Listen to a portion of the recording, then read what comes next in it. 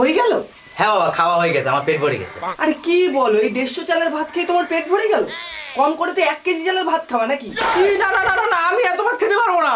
আরে কি না না না না, এই তুমি ওটা ভাত দাও তো। আরে আরে আরে এই বয়সে খাওয়া না তো কোন বয়সে খাবা? দাও একটু দাও। আরে কি অল্প অল্প করে দিচ্ছ, পুরোটা ঢেলে দাও না।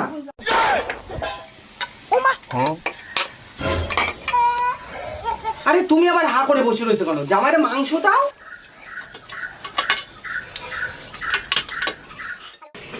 ওই দেখো আবার 2 পিস মাংস দিচ্ছে। আরে পুরো গামলাটা সমেত ঢেলি দাও।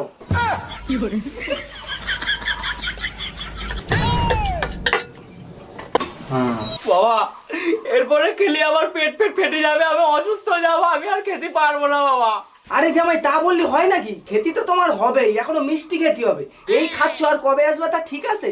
সব